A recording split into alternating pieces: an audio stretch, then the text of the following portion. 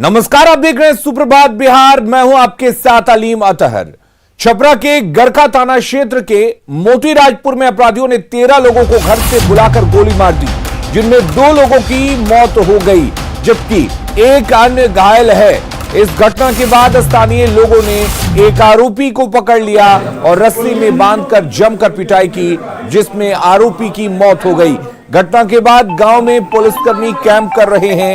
बताया यह जा रहा है कि अपराधी बाइक से आए और सच्चिदानंद सिंह के घर के बाहर घर के लोगों को बुलाया और अंधाधुंध फायरिंग की, जिसमें संजय सिंह और नरेंद्र सिंह की मौत, जबकि आरोपी परशुराम राय को लोगों ने पकड़ लिया और जमकर पिटाई की। घटना के बाद मौके पर पहुंची एसपी ने मामले की जांच शुरू कर दी है। बताया यह जा रहा है कि मृतक रिश्ते में चाचा भतीजा हैं। घर में शादी समारोह था और इससे ठीक पहले इस घटना को अंजाम दिया गया। और संतोष हमारे साथ जुड़े हुए इस खबर पर ज्यादा जानकारी के लिए। संतोष, आपसे जानना चाहेंगे क्या वजह बताई जा रही है आखिर इस हत्या की वारदात के पीछे? देखिए, अभी तक कोई वजह खुल करके सामने नहीं आई है। आपसी रंजिश का एंगल ही तलाशा जा रहा है। हालांकि एसपी ने कहा है कि फिलहाल जो मामला है काफी अफरा तफरी मामला, लेकिन सबसे बड़ी खबर यह है कि जिस आरोपी की लोगों ने पिटाई की थी उसकी भी अस्पताल में मौत हो गई है। तो कुल मिला के इस पूरे घटनाक्रम में 3 लोगों की मौत हुई है और ये खूनी खेल कल रात में खेला गया गरखा के मोतीराजपुर में। बताया जा रहा है कि सच्चिदानंद सिंह के घर में शादी समारोह था, काफी लोग वहां इकट्ठा हुए थे। तभी 2 बाइक से 6 लोग आए और अचानक उन्होंने फायरिंग करना शुरू कर दिया, जिसमें 2 लोगों की मौके पर ही मौत हो गई। वहीं भाग रहे अपराधी को जो परशुराम राय है उसे लोगों ने पकड़ लिया और बांध के जमकर पिटाई की, जिससे उसकी भी मौत अब अस्पताल में हो गई। तो कुल मिला के 3 लोगों की मौत हुई। इसमें पुलिस अब यहाँ पोस्टमार्टम की प्रक्रिया में लगी हुई है। अभी तक इस मामले में खुलकर कोई भी कुछ बोलने को तैयार नहीं है। परिजन भी ये समझ नहीं पा रहे कि इस घटना को अंजाम क्यों दिया गया, क्योंकि परिजनों से ही पुलिस ने जो बातचीत की है प्रारंभिक, उन लोगों ने किसी भी तरह के दुश्मनी की घटना से या फिर किसी अन्य तरह की घटना से, लूटपाट की घटना से इनकार किया है। तो ये फिर घटना क्यों हुई है, इसकी जांच में एसपी स्वयं लगी हुई है। एसपी रात से ही गरखा में कैंप की हुई है, तमाम वरीय अधिकारी वहां पहुंचे हुए हैं। लोगों को शांत करने की कोशिश की जा रही है, क्योंकि गांव में जिस तरह से ये खूनी खेल खेला गया तो वहां गांव वालों में काफी आक्रोश है। तो लोगों को शांत करने की भी कोशिश की जा रही है। फिलहाल 100 को छपरा सदर अस्पताल। संतोष, आपसे जानना चाहेंगे कि आखिर किस तरीके से इस घटना को अंजाम दिया गया और जो आरोपी हैं उनके बारे में क्या कुछ पता लग पाया? कितने की संख्या में आए थे? जी, जैसा कि लोगों के द्वारा बताया जा रहा है कि 2 बाइक से 6 लोग थे और वो लोग आए और परशुराम जो सच्चिदानंद सिंह जिनके घर में शादी थी उनके घर से अंदर से आवाज दी। कुछ लोग बाहर निकले, जब बाहर निकले तो अचानक फायरिंग शुरू हो गई। फायरिंग निशाना लगा करके मारा गया, जिसमें 2 लोगों की मौके पर ही मौत हो गई। बाकी लोग बच गए, लेकिन जो इस तरह से फायरिंग की गई थी उसमें कैजुअलिटी और भी ज्यादा हो सकती थी, ऐसा लोगों का कहना है। पुलिस वहां पहुंची मौके पर, जिसके बाद लोगों ने वहां पे पुलिस ने उस व्यक्ति को छुड़ाया। परशुराम राय एक व्यक्ति है जिसे जो उस अपराधियों के गैंग में शामिल था, उसे लोगों ने किसी तरह पकड़ कर रोक लिया और उसकी पिटाई शुरू कर दी। रस्सी में बांधकर हमारे पास एक्सक्लूसिव विजुअल है, आप देख सकते हैं किस तरह से उस आरोपी की पिटाई की जा रही है। पुलिस ने किसी तरह से उसको रेस्क्यू कराया, गरखा में अस्पताल में इलाज कराया, फिर सदर अस्पताल है जहां से आरोपी को पटना रेफर किया गया था, लेकिन रास्ते में ही आरोपी की मौत हो गई। जिसके बाद पुलिस उसे फिर सदर अस्पताल ले आई है, जहां उसके शव का पोस्टमार्टम किया जाएगा। तो तमाम बातें अभी चूंकि सुबह का समय है, रात की घटना है, सारे अधिकारी अभी कागजी कार्रवाई में लगे हुए हैं। जैसे ही कोई एफआईआर होता है तो हम ये बताने में सक्षम हो पाएंगे कि असल मामला क्या था। फिलहाल इसे आपसी रंजित का ही मामला माना जा रहा है, क्योंकि घर में शादी थी तो शादी से जोड़ के आखिर शादी समारोह को कोई क्यों मातम में बदलेगा। पुलिस इस एंगल पे तलाश करेगी क्या शादी से जुड़ा हुआ है कोई मामला है जिसमें इस तरह की घटना को अंजाम दिया गया। तो तमाम तरह की पहलुओं पर पुलिस जांच कर रही है, लेकिन फिलहाल अभी तक कोई छन कर बात सामने नहीं आई, क्योंकि परिजनों की तरफ से कोई बयान नहीं दिया गया। अस्पताल में भी जो शव लाए गए हैं उसके साथ कोई परिजन नहीं है, शव लवारिस हालत में पड़े हुए हैं। पुलिसकर्मी जहां जरूर मौजूद है और पोस्टमार्टम की प्रक्रिया शुरू होगी, परिजनों को बुलाया जा रहा है। जी चलिए संतोष, आप नजर बनाए रखिए, हम लगातार इस बड़ी खबर पर आपसे जानकारी लेते रहेंगे।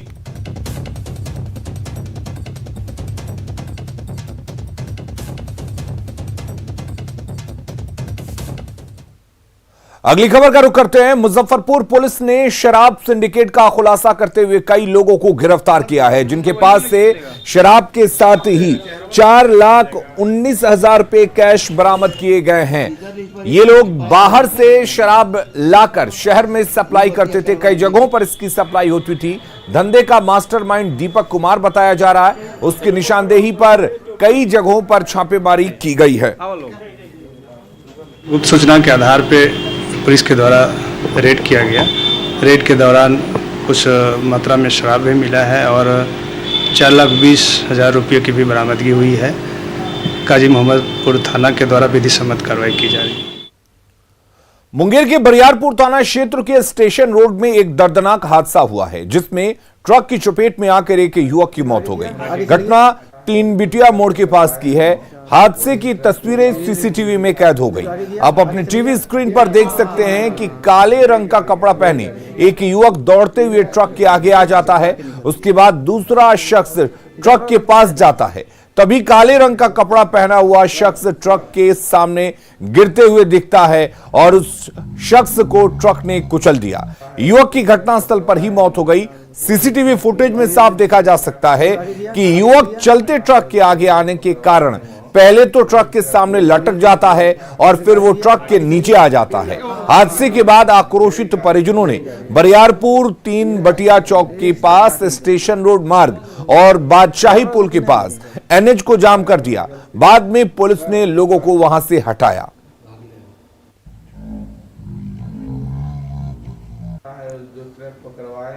और अरुण हमारे साथ जुड़े हुए हैं इस खबर पर ज्यादा जानकारी के लिए। अरुण, आपसे जानना चाहेंगे, तस्वीरों में देखकर साफ लग रहा है कि हादसा जिस तरीके से हुआ दर्दनाक हुआ। क्या कुछ पुलिस कह रही है? जी, जो पुलिस से बात हुई उनका साफ साफ कहना था कि जो युवक जो है वो कैसे आगे आया हुआ, आप साफ साफ देख सकते हैं कि चक्का के नीचे वो आगे जाके जो है बोनेट पे लटक गया। लटकने के बाद ही वो चक्का के नीचे आया, जिसके बाद से ये हादसा हुई।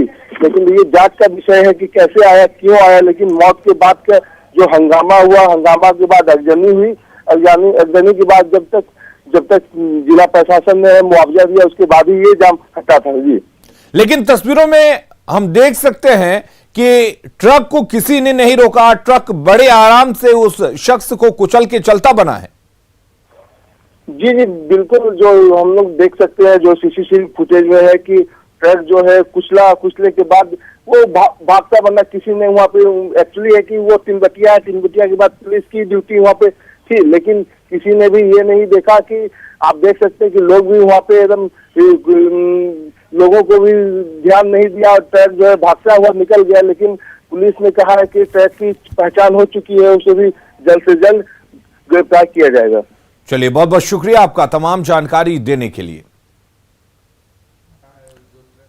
अगली खबर का रुख करते हैं। विधानसभा चुनाव और फिर त्योहारों के बाद बिहार में क्राइम के ग्राफ में अचानक तेजी आ गई है। अपराधी बेखौफ हो चले हैं। कहीं रंगदारी के लिए अपहरण किया जा रहा है तो कहीं सरेआम मर्डर। पिछले 2 दिनों से प्रदेश के अलग अलग इलाकों से आई तस्वीर पुलिस और प्रशासन के लिए चुनौती बनती जा रही है।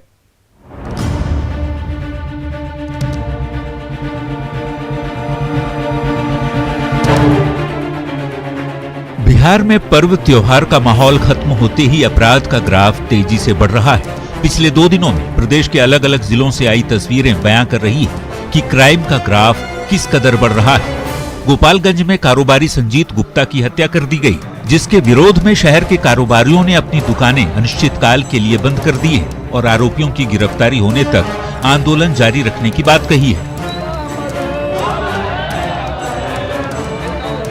अपराधियों ने संजीत गुप्ता की हत्या कर शव को बैकुंठपुर ब्लॉक मुख्यालय के पास नाले में फेंक दिया था, जिसके बाद से ही व्यवसायियों में आक्रोश है।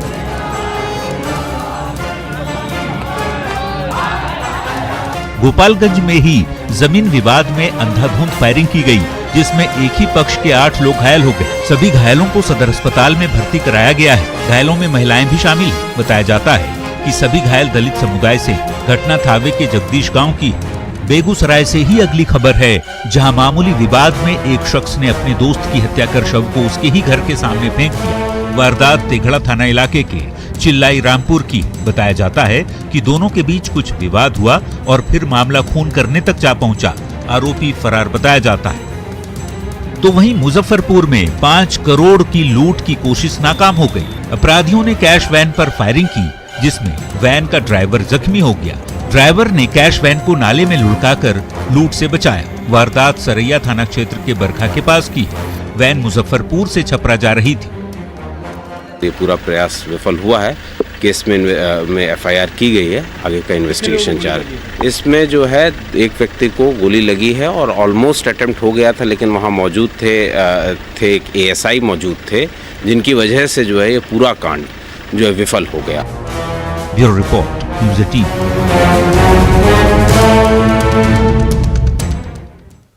भागलपुर के ततारपुर थाना क्षेत्र की इस सराय की रहने वाली कायनात फातिमा ने राष्ट्रपति को पत्र लिखकर इच्छा मृत्यु की मांग की है। कायनात का कहना है कि बीएसएनएल के रवैये से तंग आकर उन्होंने ये मांग की है। कायनात के मुताबिक उनकी मां ने 2002 में बीएसएनएल से 7 साल का एग्रीमेंट किया था, लेकिन समय पूरा होने के बाद भी मकान खाली नहीं किया गया।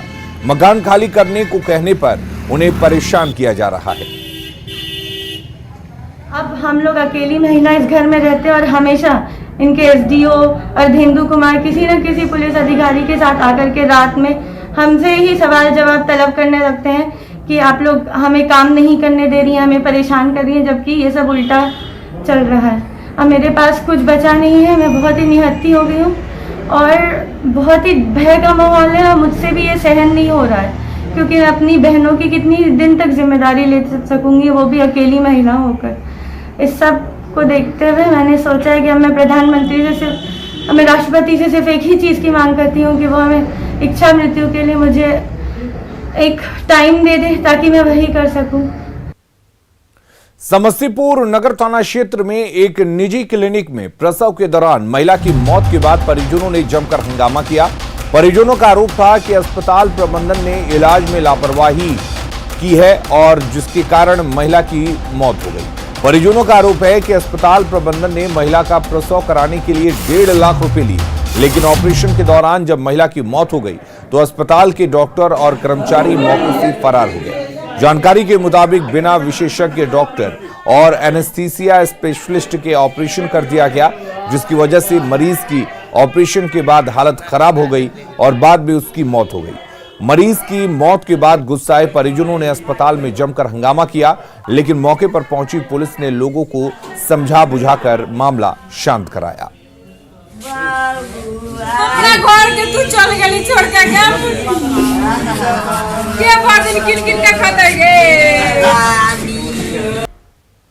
आज से विधानसभा के नए सत्र का आगाज हो रहा है। 5 दिन तक चलने वाले सत्र में नए विधायकों का शपथ ग्रहण, स्पीकर का चुनाव, राज्यपाल का अभिभाषण और फिर राज्यपाल के अभिभाषण पर धन्यवाद प्रस्ताव के बाद हंगामे के लिए बहुत समय बचना तो नहीं चाहिए। फिर भी पक्ष और विपक्ष दोनों तरफ से एक दूसरे को घेरने की रणनीति बना ली गई है।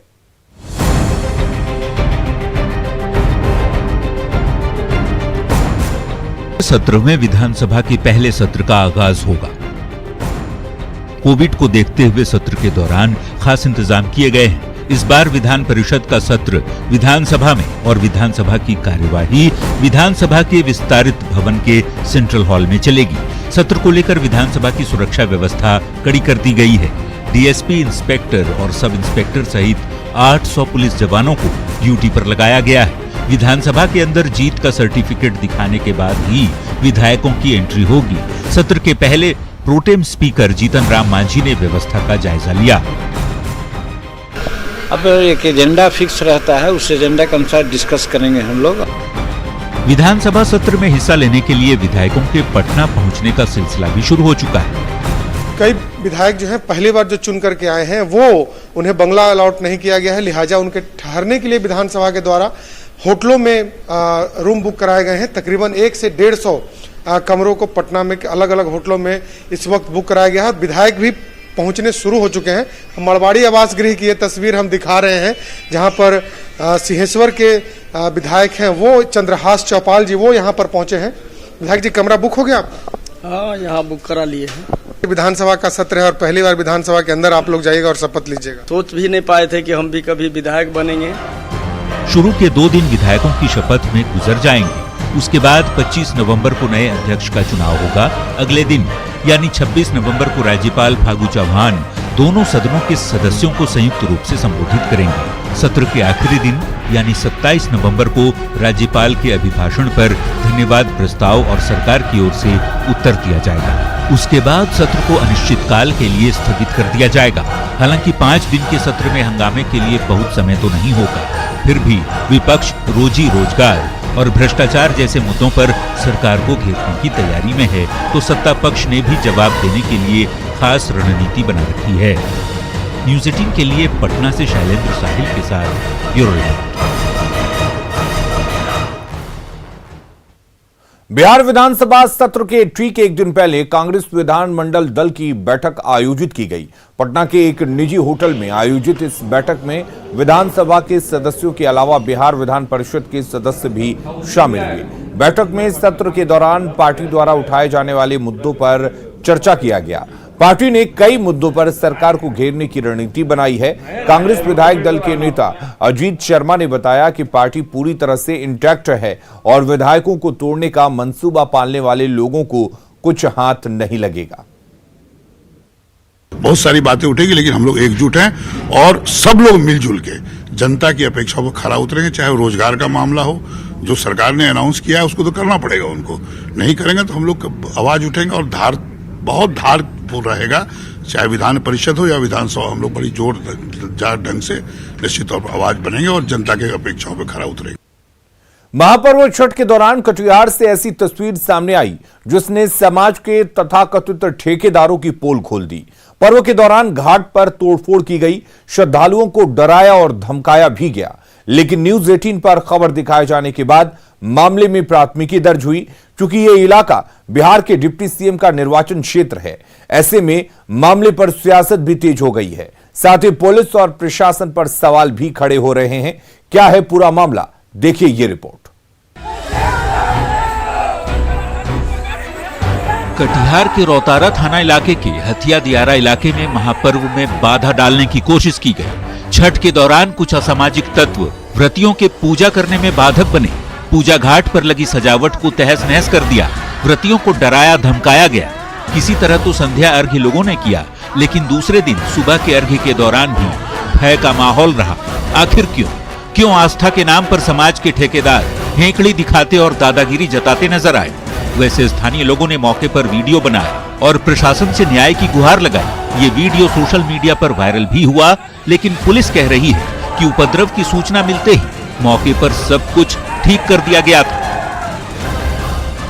रौतारा में संध्याकालीन जो छठ पूजा था उसमें कुछ असामाजिक तत्व द्वारा जो है सो हल्का सा विभ्रम किया गया था और पुलिस को जैसे ही जानकारी हुई तत्काल शट आउट किया और संध्या में भी छठ पूजा किया और पुनः शट आउट कर दिया गया। फिर उस मैटर को सवेरे में भी छठ पूजा हुआ, कोई घटना उत्पन्न नहीं हुई, वहाँ सब शांत हुआ। न्यूज 18 पर खबर दिखाए जाने के बाद स्थानीय पुलिस ने अज्ञात लोगों के खिलाफ मामला दर्ज कर लिया है। वैसे ये इलाका बिहार के डिप्टी सीएम तारकिशोर प्रसाद का निर्वाचन क्षेत्र भी है। मामला कटिहार से पटना तक पहुंचा और डिप्टी सीएम का बयान भी आया। तारकिशोर प्रसाद ने दावा किया कि घटना के फौरन बाद उनकी जिले के एसपी से बात हुई और केस दर्ज कर उपद्रवियों पर कार्रवाई की तैयारी की जा रही है। देखिए, मुझे उसी रात में जानकारी मिल गई थी। कोढ़ा विधानसभा क्षेत्र के रजवाड़ा दिगरी पंचायत अंतर्गत चामापाड़ा में कुछ असामाजिक तत्वों के द्वारा छठ घाट पर कुछ केला का पेड़ काट लिए गए थे और तत्क्षण मुझे जैसे ही जानकारी मिली मैंने पुलिस अधीक्षक से बात की और इस तरह के असामाजिक तत्वों को तुरंत गिरफ्तार करने के लिए कहा और पुलिस अधीक्षक ने तुरंत संज्ञान लेकर उस पर प्राथमिकी भी दर्ज की है।